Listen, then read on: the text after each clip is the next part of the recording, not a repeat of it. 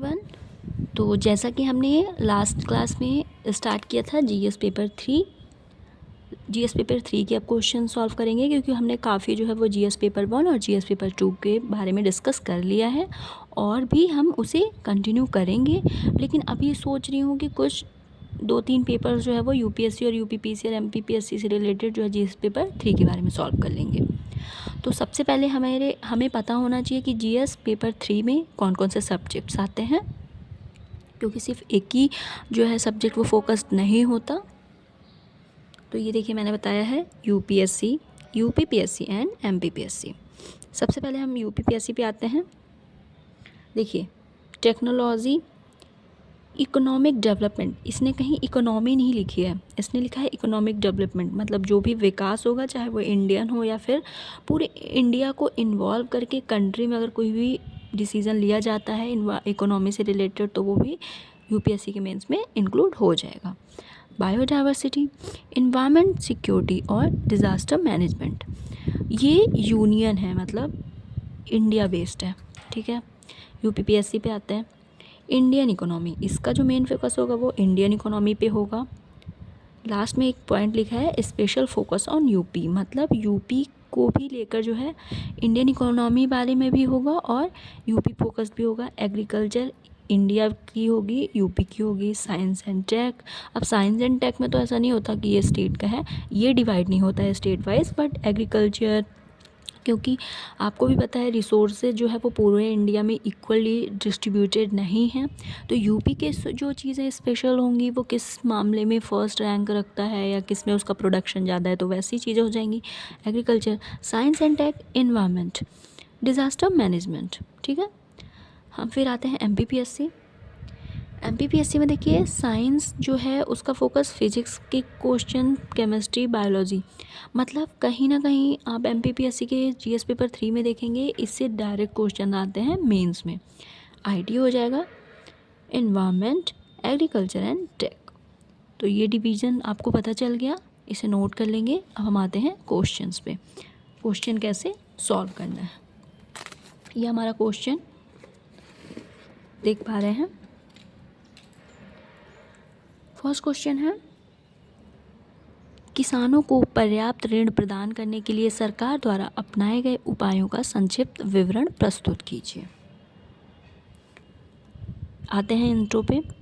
इसमें बताना क्या है, जो गवर्नमेंट जो है ऋण प्रदान, जो ऋण प्रदान करती है उसके जो उपाय हैं, उन ऋणों को कैसे कम भी करती है। कई बार आपने गवर्नमेंट के जब इलेक्शन आता है तो बोलते हैं हम आपका ऋण कम कर देंगे, हम बिजली जो है बिजली का बिल वो माफ़ कर देंगे, तो ऐसी चीज़ें किसानों के हेल्प के लिए अपनाई जाती हैं। तो देखते हैं, किसानों को कृषि कार्य हेतु समय पर और पर्याप्त ऋण उपलब्ध कराना उत्पादन बढ़ाने, साहूकारों पर निर्भरता घटाने तथा कृषि आय को स्थिर करने के लिए आवश्यक है। सभी को पता है कृषि जो है वो एक सट्टेबाजी होती है, मतलब अगर मौसम उस कृषि के, उस एग्रीकल्चर प्रोडक्ट के अकॉर्डिंग हुई तो वो किसान जीत जाएंगे, बट अगर गलती से कुछ मौसमी चेंजेस आए तो काफ़ी नुकसान भी हो जाता है।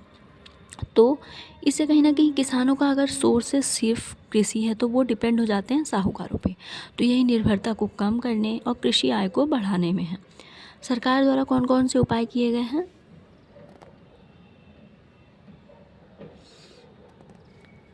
किसान क्रेडिट कार्ड योजना आपने काफ़ी सुना होगा, जिसमें किसानों को बीज, खाद, कीटनाशक एवं कृषि कार्यों हेतु अल्पकालिक ऋण प्रदान किया जाता है। पशुपालन एवं मत्स्य पालन को किसान क्रेडिट कार्ड के दायरे में लाना।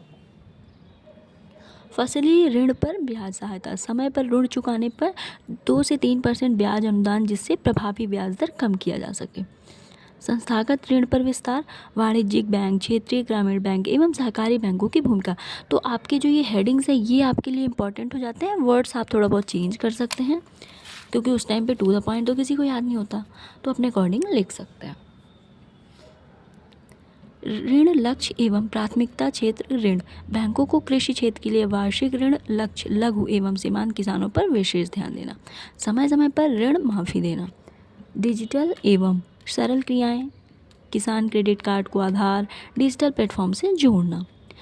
सरकार के ये उपाय किसानों को सस्ता, समयबद्ध और संस्थागत ऋण उपलब्ध कराकर कृषि निवेश बढ़ाने, उत्पादन सुधारने, ग्रामीण अर्थव्यवस्था को सुदृढ़ करने में सहायक है। अब देख लेते हैं नेक्स्ट क्वेश्चन। देखिए, तो कहीं ना कहीं ये क्वेश्चन जो है वो हमारे एक तो अर्थव्यवस्था के सुधार से रिलेटेड है और कहीं ना कहीं वो हमारे एग्रीकल्चर को भी इंक्लूड कर रहा है। ठीक है, क्वेश्चन है, क्या भूदान आंदोलन भारत में भूमि सुधार का एक हिस्सा था? इनके प्रमुख प्रभावों की विवेचना कीजिए। तो आंसर है हाँ, भूदान आंदोलन भारत में भूमि सुधार प्रक्रिया का एक महत्वपूर्ण नैतिक सामाजिक घटक था। यह आंदोलन 1951 में आचार्य विनोबा भावे द्वारा प्रारंभ किया गया, जिसका उद्देश्य स्वैच्छिक भूमि पर दान माध्यम से भूमिहीन किसानों को भूमि लाभ उपलब्ध कराना है। कैसे इसने प्रभाव डाला? इनको आप पॉइंट वाइज, हेडिंग वाइज भी लिख सकते हैं। मैंने, क्योंकि ये आंसर राइटिंग है, वो आप वर्ड टू वर्ड तो जो है वो प्रीलिम्स तो है नहीं कि एक एक जो वर्ड होंगे वो फैक्चुअल होंगे तो वो नोट करना इंपॉर्टेंट है। ये मेंस है तो मैंने टू द पॉइंट हेडिंग वगैरह कर दिया है और इसके वर्ड्स आपके लैंग्वेज में हो सकते हैं। भूमि वितरण में सामाजिक सहभागिता, भूमिहीनों को भूमि तक पहुंच, जमींदारी मानसिकता में परिवर्तन, सीमाएं एवं व्यावहारिक समस्याएं, राज्य पर दबाव व भूमि सुधारों की गति। ये फैक्ट पड़ गया। फिर आ जाते कंक्लूजन पे। वर्ड्स लिमिट आप देखिए कि कंप्लीट कर पा रहे हैं कि नहीं। मैंने मेन हेडिंग्स दे दिए जो एक मेन आइडिया होता है कि कैसे आप आंसर राइटिंग फॉर्मेट कर सकते हैं। भूदान आंदोलन भारत में भूमि सुधार का औपचारिक कानूनी हिस्सा नहीं बल्कि उसका पूरक नैतिक सामाजिक आंदोलन था। हालांकि यह असमानता को समाप्त नहीं कर सका, फिर भी जन जागरूकता को बढ़ाकर ग्रामीण समाज में वैचारिक योगदान दिया। अब देखते हैं नेक्स्ट क्वेश्चन। जो हमारा नेक्स्ट क्वेश्चन है, नई आर्थिक नीति ने किस प्रकार भारत में रोजगार के ढांचे को परिवर्तित किया है? मूल्यांकन कीजिए। नई आर्थिक नीति से मतलब है 1991 में जो LPG लाया गया था, है ना, PV नरसिम्हा राव जी लेके आए थे। क्यों? भारत की स्थिति बहुत ज़्यादा गंभीर हो चुकी थी, ख़राब हो चुकी थी। उस 1991 के पहले हमारी जो अर्थव्यवस्था थी वो बंद अर्थव्यवस्था थी, एक क्लोज्ड इकोनॉमी थी। उसके बाद जो है वो ओपन इकोनॉमी हुई। ओपन इकोनॉमी में क्या होता है, वर्ड से जो है वो आपके पास कैपिटल्स जो है इन्वेस्ट किया जाता है। हम अदर कंट्रीज़ को ये राइट देते हैं कि आप हमारे यहाँ इन्वेस्ट करिए और लाभ कमाइए, खुद भी कमाइए, हमें भी कमाने दीजिए। 1991 में नई आर्थिक नीति उदारीकरण, निजीकरण, वैश्वीकरण ने भारतीय अर्थव्यवस्था की संरचना के साथ साथ रोजगार स्वरूप, क्षेत्रीय विवरण, गुणवत्ता को भी गहराई में प्रभावित किया। रोजगार ढांचे में परिवर्तन कैसे आया? परिवर्तन कौन कौन से थे? कृषि से गैर कृषि क्षेत्रों की ओर संक्रमण। अभी तक हम क्या थे, ज़्यादातर किसी कृषि पर निर्भर थे, एग्रीकल्चर पे। अब हमारा फोकस था सेकेंड एंड टर्सरी सेक्टर पे जो है वो शिफ्ट करना। सेवा क्षेत्र का तीव्र विस्तार, IT, वित्त, दूरसंचार, रिटेल वगैरह। औद्योगिक रोजगार सीमित वृद्धि, लेकिन हमारे पास उस टाइम तक जो रोजगार, औद्योगिक रोजगार में वृद्धि जो है वो थोड़ी सीमित थी क्योंकि जस्ट ओपन हुआ था। महिला एवं युवाओं के रोजगार पर मिश्रित प्रभाव। कौशल आधारित विभाजन, असंगठित एवं अनुबंध आधारित रोजगार में वृद्धि, जैसे गिग वगैरह आप वर्कर सुनते हैं। अब इसका मूल्यांकन करेंगे। सकारात्मक भी है, नकारात्मक भी है। सकारात्मक क्या था? रोजगार के नए अवसर हुए, उद्यमिता, MSMEs वगैरह बढ़ी। नकारात्मक क्या हुआ? जॉबलेस ग्रोथ हुई, मतलब जिनके पास ग्रोथ थी वो उनके पास ग्रोथ थी, जो गरीब थे वो गरीब ही रह गए। इनइक्वालिटी बढ़ी। तो ये हमने 3 क्वेश्चन सॉल्व कर लिए। आई होप कि आपको ये सिलेबस समझ में आ गया होगा। आपको इसमें साइंस के भी क्वेश्चंस मिल जाएंगे और अगर अपडेटेड कुछ साइंस के पॉइंट्स होंगे तो मैं आपको करंट से रिलेटेड वो भी आपको अपडेट कर दूंगी, ताकि आपका जो नेक्स्ट आप मेंस फेस करने वाले होंगे उसमें हेल्पफुल होगा। Okay, for today, thank you so much.